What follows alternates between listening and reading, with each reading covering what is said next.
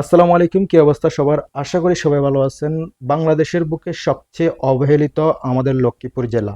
আমি লক্ষ্মীপুর জেলার সন্তান। আপনি যদি লক্ষ্মীপুর জেলার সন্তান হয়ে থাকেন তাহলে ভিডিওটি আপনার জন্য। একটু মনোযোগ সহকারে আমার ভিডিওটি দেখেন। আমাদের অবহেলিত লক্ষ্মীপুর জেলার রেল লাইনের প্রয়োজন হওয়ার পিছনে বেশ গুরুত্বপূর্ণ সামাজিক, অর্থনৈতিক এবং ভৌগোলিক কারণ রয়েছে।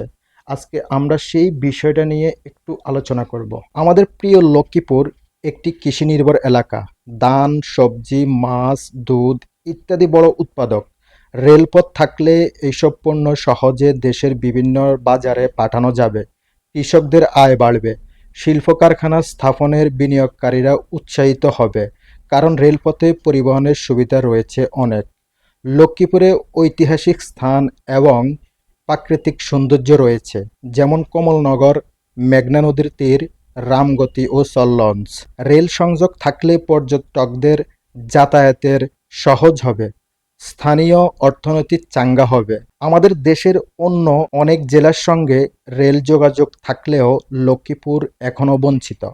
রেল সংযোগ এলে জাতীয় মূলধারায় অন্তর্ভুক্তি বাড়বে এবং উন্নয়ন বৈষম্য কমবে। লক্ষ্মীপুর থেকে নোয়াখালী বা কুমিল্লা হয়ে একটি রেল সংযোগ তৈরি করলে তা ঢাকা-চট্টগ্রাম রেল রুটের একটি বিকল্প হয়ে উঠতে পারে। এটি যোগাযোগের উপর চাপ কমবে এবং জাতীয়ভাবে কৌশলগতভাবে লাভজনক হবে।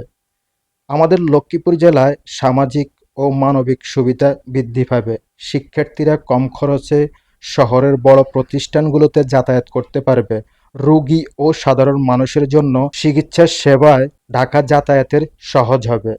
আমাদের লক্ষ্মীপুরের মধ্যে সংশ্লিষ্ট যারা ঊর্ধ্বতর কর্মকর্তা আছেন এবং আমাদের লক্ষ্মীপুরে অনেকেই প্রশাসনিক কার্যক্রমের সাথে যুক্ত আছেন, তাদের কাছে আকুল আবেদন আপনারা সুদৃষ্টি দেন আমাদের লক্ষ্মীপুর জেলাতে একটি রেলপথ স্থাপন করার জন্য। আমাদের লক্ষ্মীপুরে যদি রেলপথ স্থাপন করা হয় তাহলে আমাদের লক্ষ্মীপুরবাসীর জন্য সর্বদিক থেকে সুবিধা ভোগ করতে পারবেন।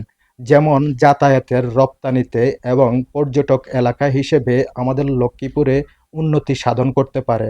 তাই সবাই মিলে ঐক্যবদ্ধ হয়ে আমাদের এই সংগ্রাম করে যেতে হবে। আমাদের লক্ষ্মীপুর জেলাতে একটি রেলপথ স্থাপন করা খুবই জরুরি। অবহেলিত লক্ষ্মীপুর যেন আর অবহেলার শিকার না হয়।